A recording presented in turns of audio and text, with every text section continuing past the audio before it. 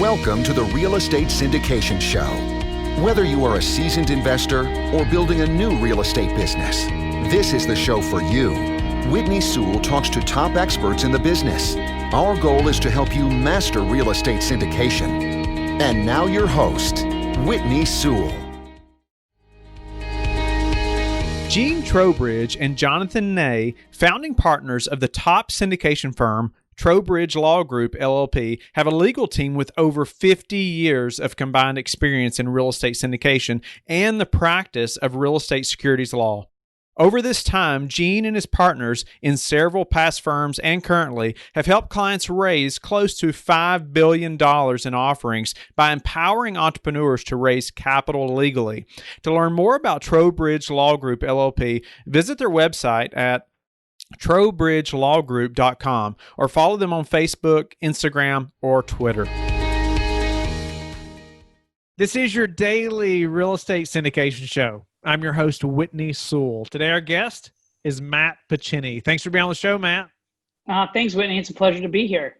Matt is a managing partner at MJP Property Group, a real estate investment company. With over 15 years of experience, he has invested in over 5,000 units and is primarily focused on acquiring and repositioning multifamily communities. Matt, pleasure to meet you. Pleasure to have you on the show. Thank you again for your time.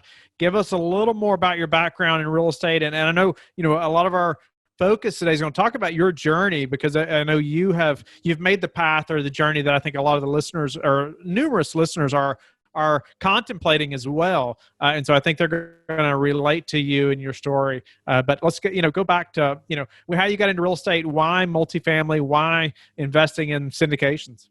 Yeah, sure. Well, if we go way back, I grew up in Florida and I moved to New York City to pursue a career in theater.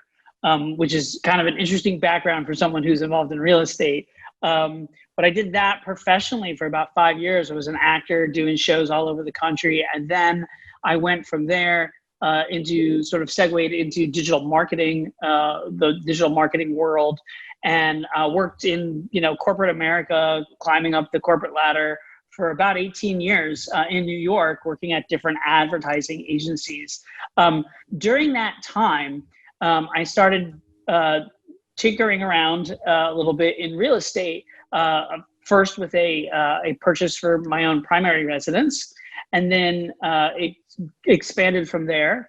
I ended up purchasing some land, a vacant lot in Connecticut, and then eventually I built a house there, and then that house ended up.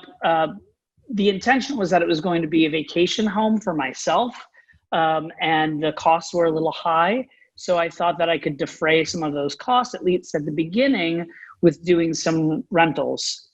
And what ended up happening with the property very shortly after it was done being built was it became a full-time rental property.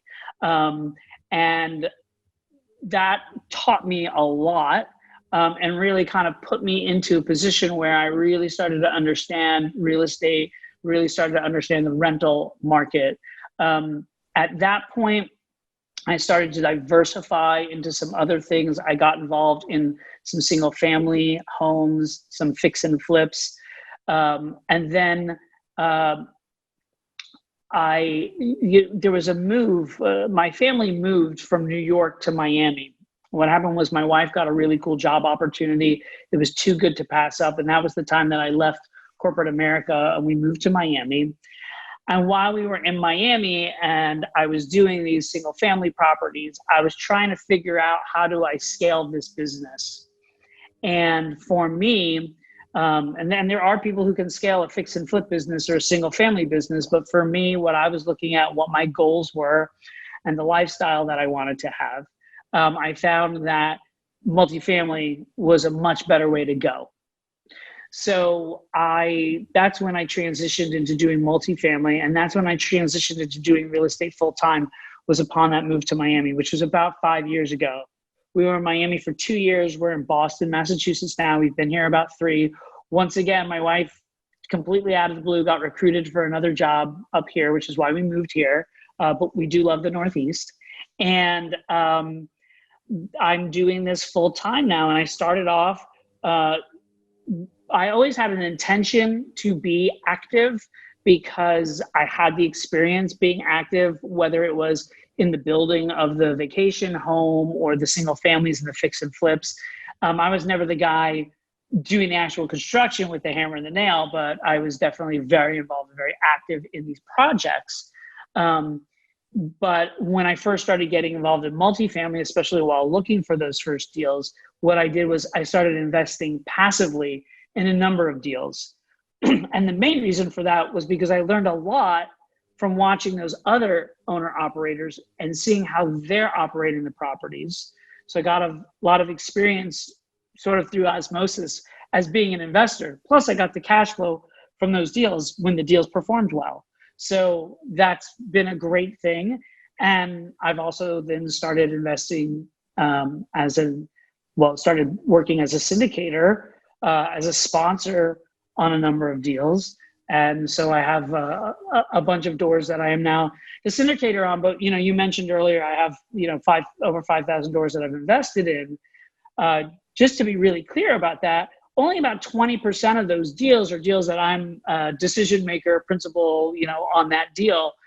The other ones are completely passive investments. So getting started in syndication, though, was that something that at first you were like, oh, wait a minute, if I can't, I've heard this from other operators or other investors at first too, especially if they have operated some property, they want to be active. It's like, wait a minute, I'm not going to invest in some other real estate deal if I don't have any control over the deal. Was that really your thought process in the beginning and that had to change, or did you just understand the business model from the beginning and know that was the way you needed to go? It's sort of twofold for me, right? So on one hand, at that time, I don't know what I would have done if I had control, because I didn't really know what I was doing. I knew how to do the single family thing, right? But I didn't know how to do a larger multifamily syndication. So part of it was learning. I was going to people and investing with people that have a track record, that have been doing this. And I'm sure you've heard this, Whitney, and maybe people have said this, and any listeners have probably heard this a lot. People that that you like, and that you trust, right? This is all people that I had gotten to know, not some random person that I met at a random meetup or heard on a podcast once, but people I was able to sort of build a relationship with, get to know over time before I handed over a lot of my hard-earned cash to invest in one of these deals. And they also had a track record of being able to perform really well. So I knew that they knew what they were doing. So I had confidence in them. And I also knew that I would learn a lot from listening to them while I was continuing to learn. And I joined a mentorship group and did education and all these other things all at the same time that I was doing these passive investments. So that's kind of from one perspective. From the other perspective, when we moved to Miami, I was fortunate enough to be in a position where, my wife had a really good job, and I had saved a lot of money working 18 years in the corporate world in Manhattan, and I had also invested in a number of real estate deals, and also my wife is involved in the theater, so we had invested in some theatrical Broadway shows that were doing extremely well at the time. So we had a good amount of passive cash flow that was coming in. And so for me, it was about, how do I amplify that cash flow? So for me, it wasn't about, well, I need to control a deal, or I need was that all from your passive investments? I had a number of passive investments of cash flow coming in from that. It was not enough for me and my wife, for our whole family, to live off of just those passive investments. Sure.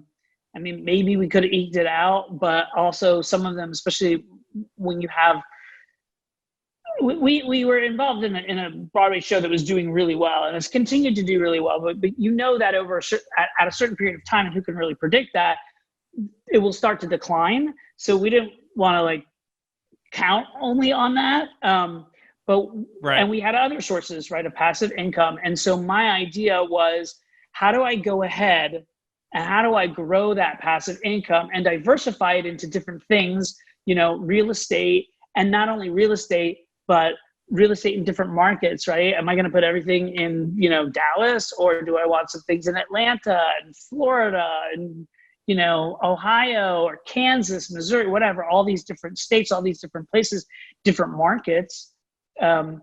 Because if one market's doing well, another might be doing poorly. So I wanted to kind of diversify the real estate and diversify it across different operators. So that's what I did. So my goal wasn't, well, I want to start syndicating deals, so then I'm getting, syndication fees, which are, I do take on deals that I'm a syndicator on. I mean, I put a lot of hard work into it, as you know, Whitney. You syndicate deals too. I mean, there's a lot of work that's involved in this. So you do get compensated for it. But for me, it wasn't about building that up. It was about building the passive income up. And that's what I've been able to do, such that, if I don't syndicate a deal for a year or two, it's not that big of it's not a problem for me financially. I can really make sure that I'm waiting and choosing to get involved in deals that I think are really good deals. Nice. So, why don't you or speak to some of the success tips that you would have for the passive investor that's listening right now that really wants to be an active operator down the road? Some things that you did, or maybe things you learned, maybe things you see now that you shouldn't have done. However, that you wish you would have known back then, knowing that your immediate goal or eventual goal is to become an active operator.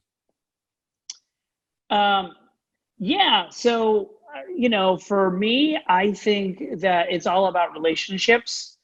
It's a big relationship business. Okay. So now if you're looking at, I can talk about that from the passive perspective, and then getting into the active perspective as well. So from a passive perspective, a lot of these deals that are being done are done with the 506B compliance. So what that requires of the syndicator is that the syndicator has this pre-existing substantive relationship with the passive investor. So you, as a passive investor, building those relationships, getting to know and meet different people, different syndicators, and developing that relationship is great. I recently just did a deal, and one of my investors that I've known for a little while was like, hey, my friend wants to get involved. Can they invest in the deal? And I said, actually, the deal's already under contract. I can't do that. But, why don't you introduce me to that person? Which he since has. I've had conversations with her. I've gotten to know her, understand her. She knows me. She understands me. So now the next time I have a deal, she can invest in it. So building relationships just with other sponsors, I think is really important from a passive investor perspective, so that you can, number one, be eligible to invest in their deals. And number two, you can get to know them better. Who is that sponsor? You're putting a lot of trust in them as a passive investor. And you want to make sure that person is going to be a good steward of your capital. So that's really important. And then as we move into talking about relationships for an active person, someone who wants to syndicate deals, it's about, develop them relationships with the passive investors, because you will be raising capital probably for these deals unless you're independently wealthy. But also, how do you get those deals, right? And so there's sort of two ways.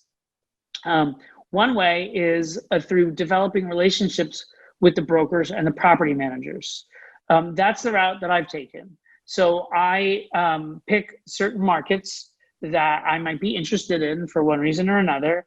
And then I go into that market, and it usually takes a couple of years to go in, establish myself in the market, get to know all the brokers. There's Pareto's principle. It's the 80-20 rule, which is basically, this applies to many different things. I was first exposed to it. I'm a project manager by trade. When I worked in advertising for 18 years, I was a PMI certified project manager.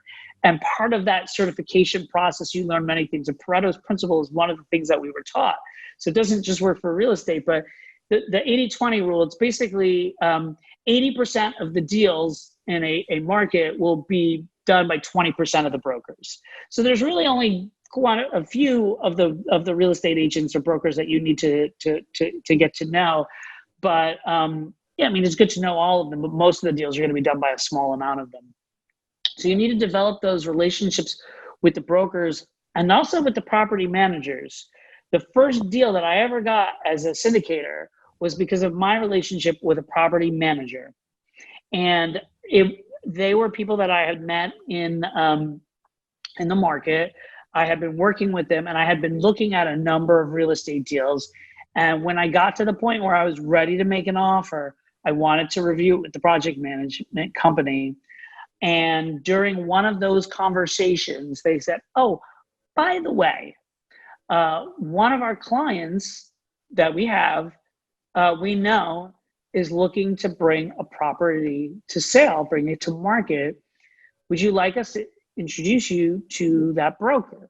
And I said yes, and it was really good because that broker was not one of the 20 that does 80% of the deals. This was a very small independent broker who doesn't do a heck of a lot of volume in that area. I never would have met the person. I met the person, I ended up with the deal. That's a whole other story. But that just talks about building those relationships. That's really important. That's the one way. The other way is through developing relationships with other sponsors, right? So Whitney, you and I have started to get to know each other. We're actually in a big mastermind group together. You know, maybe one day I'll have a very interesting deal that I like that might be a little too big for me to do on my own, right?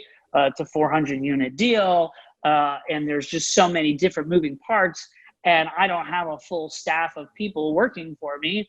So maybe I need to leverage you, Whitney, and your experience and your team, and we can partner together and therefore take down a deal together. So that's another thing about developing relationships. But it all comes down to passive, active, whatever the situation is. It's a relationship business. And that's, I think, the most, if there's one key takeaway from this podcast, I would hope that would really sink in for people. You know that to make it in this business, you must attract passive investors. How do you do that? Learn the secrets at the Virtual Raising Money Summit. Text Whitney to 55444 to get a special pricing of only $97. Definitely a relationship business. Can't stress that enough. No doubt about it. Well, Matt, that first deal when you became an active operator, was that partnering with another operator that you had invested with passively before? Yeah. Oh, so that's great, Whitney. And you're actually bringing out a little thing that I failed to mention about the partnering with other syndicators. And so this person that I brought on, I'm trying to think about it because I've invested in deals that he's a sponsor on, but I don't think I had yet at the time.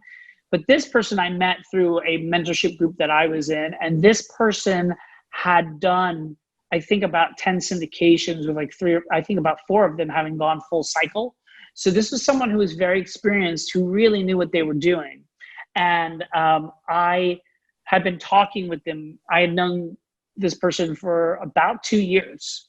And I had been looking at deals and reviewing deals with him for quite some time. So we were very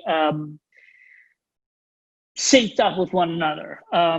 We had actually had a couple of letters of intent that we had submitted and made to a couple best and final rounds on some other deals, both in the Kansas City market, which is where this was, or also in Florida. We had looked at some deals and gotten in a best and final there as well. And so we had developed a great relationship. And, I had KP'd on a previous deal that's a key principle. You've probably talked about it on your show before, but just for those who maybe have not heard, if you get agency debt like Fannie or Freddie debt, you can sign on as a key principal, and that sort of gives you some credibility to be able to get one in the future. It's kind of hard to get one if you haven't already done one in the past. So that's why a lot of people will be a key principal on a deal, signing as a guarantor on that loan. It's a non-recourse loan, but there is a bad boy carve out where it could become recourse if there's any sort of fraudulent activity that happens. So you are putting your name on the line, signing as a guarantor. I had already done that once before. So I had a little bit of credibility, but my partner, having done that many, many times, that allowed us to definitely get that agency debt. And also he has the track record, which was great. I have a number of people that were interested in investing in my deal. They knew me. They knew I had been involved in real estate from a part-time perspective for about 10 years and then full-time for 2 years. They knew who I was. I had done business with, they were either friends or business colleagues.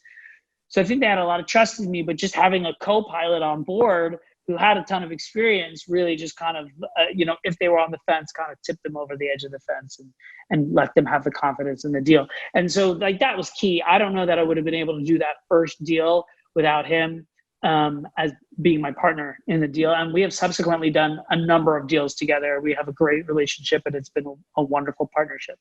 Nice.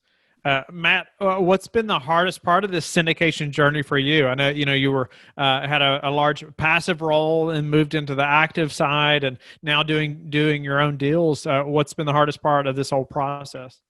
Yeah, I think the biggest challenge, and I've had this since the beginning, once I started wanting to syndicate a deal, is finding good deals.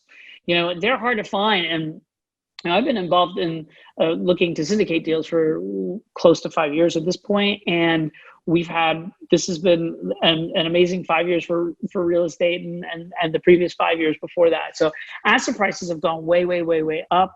And the cap rates are very, very, very compressed. Okay.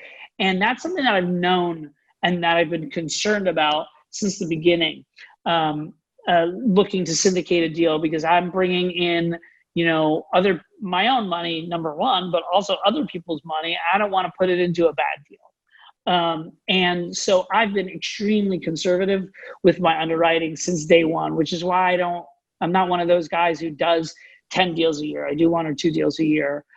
Because of that, it's just hard to find good deals now. Coming out of this whole COVID crisis, we'll see what happens. Maybe multifamily, calms down. I don't necessarily think that's going to happen. Multifamily assets have been performing well. It looks like interest rates are going to stay low for a long time. Cap rates generally, not in lockstep, but generally tend to follow directionally the same thing as interest rates. So cap rates will probably remain compressed, but who knows? It's challenging to find good deals when there's so many people who want to be in this space because of the performance of the space. It's a great asset to be in, but it's just hard to find good quality deals.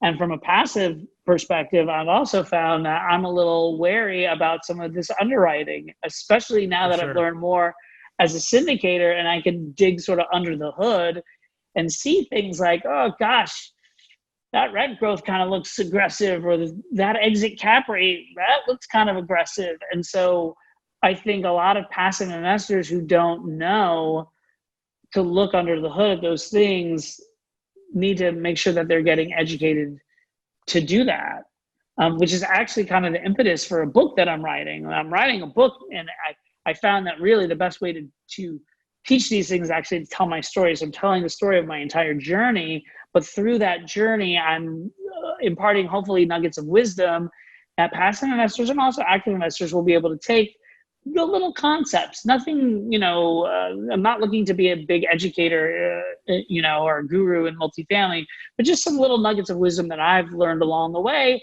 that will hopefully help them make a lot of money. So as a either passive or I'll say as an active operator now, how are you prepared or preparing for a downturn? Well, I'm selling some of my properties. I think that it's difficult to time the market, right? Trying to time the stock market, I think a lot of people sort of understand that. Real estate moves a little slower, but again, it's still really hard to time the market. I mean, 5 years ago, it looked like asset prices were really, really high. So why are you going to buy real estate 5 years ago? But if you did buy it 5 years ago, you're doing really well now because it has gone up. I wrote this in the book. I'm about halfway through, but I wrote this. I said that, real estate cycles will always happen. The markets will always go up and they will always go down. Now, the variables are how far up or how far down they go and for how long. Predicting those variables, even the best and the brightest get wrong. So, people aren't going to be able to, I think anyone who can tell you for certain what's going to happen in the future is probably someone you don't want to invest with. You want someone who's going to look at it from many different angles. If this happens, here's what we do. If that's what happens, here's what we do. So on our properties, we have certain metrics that we're looking to hit. And we've hit those metrics on a couple of our properties. So they're for sale. One of them is in contract. One of them is being looked at. And we'll see where things go. They've been conservatively underwritten, and we've had a few good years behind us such that they are very nice cash flowing assets. So if we do have to hold them through a downturn, I think we'll be fine. I'm certain we'll be fine. I can't imagine it would have to be like catastrophic for us to have a problem because of the conservative underwriting and then the growth that we've had for the past couple of years. Now, I just syndicated a deal that we just closed on last month. And that deal, we underwrote unbelievably conservatively. And I think because of that, we had an unbelievable response on people. Can you give us just a couple, a couple of quick things that makes it conservative? Like we hear that term all the time, right? But people say, okay, well, what does that look like? Give us just a couple of things that made it ultra conservative. 100%. I'd be happy to share that. And because of that conservative underwriting, I think we're going to be fine. So one of the things that we did was we looked at our overall income. Okay. So we looked at how the property's been performing. There's two things. There's the T12 and the T3 that people look at. And that for those who are not sure, T12 means the trailing 12 months of operation. T3 is the trailing 3 months of operation. So we looked at the T3. We didn't want to look at the T12 because that was even back pre-COVID, but the T3 was like during COVID. So how has this property been performing during COVID? Okay. And we looked at what that income was. And then we said, okay, for the next year, after we buy the property, we're going to underwrite that our income is flat, that our income is not going to go. Now, most deals, they project an increase in income, and we usually project an increase in income because we're going to be doing things on the property. We're going to be renovating units. We're going to be fixing deferred maintenance, improving the curb appeal. Also, there's a lot, like on this property, the washers and dryers were being leased, and we're actually going to be purchasing them. So there's instant increase in income that we have already starting on day one that we've been able to already create. But we underwrote it such that we didn't. Another thing that we did is we're looking to sell the property in about 5 to 6 years. We looked at where our purchase cap rate was, which is right around what the purchase cap rates are in that market. And we increased it on our exit by 2.05%. So the way that works, you have your NOI, it's your net operating income. So all your income minus your expenses, that's your NOI. And you divide that by the cap rate, and that gives you your value of your property. That's the way all investors do it. That's the way I learned it from my mentor. And then I got certificates at Boston University. That's how they teach it there. They teach it that way at MIT. That's the way it's done. And so if your cap rate goes up, it actually means your value is going down because you're dividing the NOI by the cap rate, right? That means your value goes down. There's an inverse relationship. So what we've been doing, I've been underwriting my deals usually between a 1.5% increase on the cap rate, knowing that cap rates are compressed right now. But on this deal, to be super conservative, we did a 2.05 increase on that exit cap rate.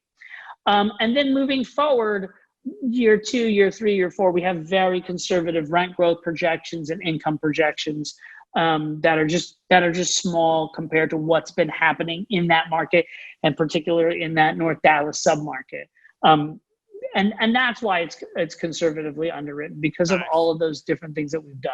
Yeah, no, I appreciate you explaining that a little bit. We hear that term conservative often, right? Or we underwrite, so conservatively. I'm like, okay, well, what does that mean exactly? Because everybody says that, right? So thanks, Matt, for going into that. But just a few final questions quickly, because we're about out of time.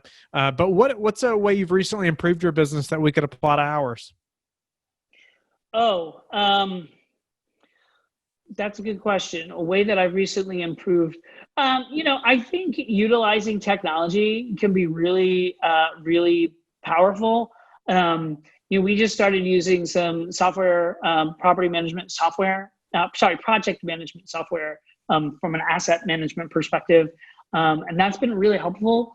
And I think using, I have just some simple business tools that I use. Like I use Calendly for meeting invites. Used to have to go back and forth like a million times to set up a meeting. Are you available Wednesday at 10? No. What about 11? No, I can't do 11. This, you just click on it, you pick the thing. So utilizing all this great technology that's out there, I think can just help save you a lot of time. And so that's one of the things that I've been doing. And the other thing I've been doing is writing. I'm starting to write a lot, which I never was a big writer, but that's been a real fun challenge for me. What's your best source for meeting new investors right now? Through being on people's podcasts like yours, Whitney. Good. What's the number one thing that's contributed to your success? Persistence. I'm a very, very persistent person. That first deal I was talking about, Matt, we could have a whole podcast about the intricacies of that, but I wrestled that deal down to the ground. So that was pure persistence. How do you like to give back?